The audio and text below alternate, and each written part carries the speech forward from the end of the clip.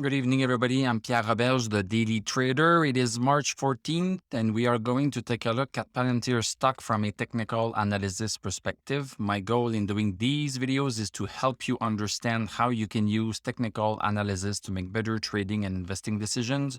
But I am not a financial advisor, so please do your own research and make your own decisions.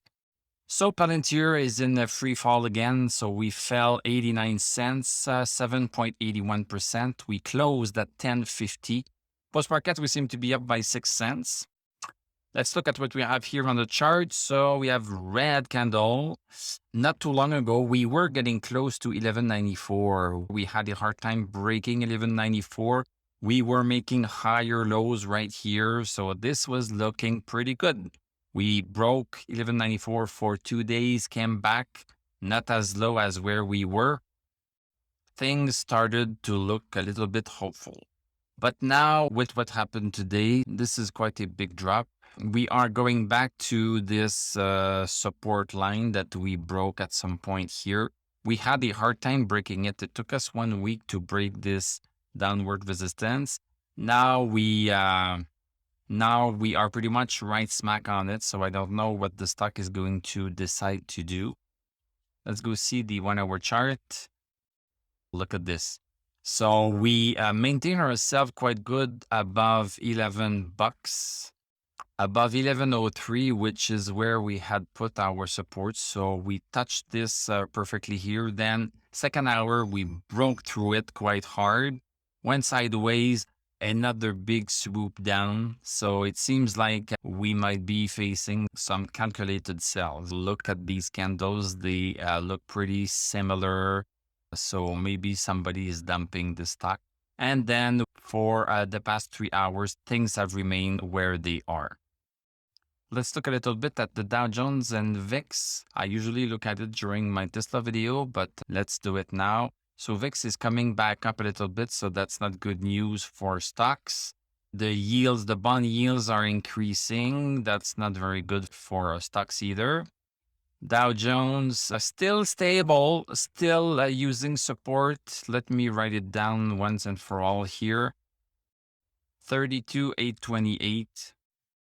So still using this support. I'm going to de-emphasize these ones a little bit because right now our attention should be on this one here.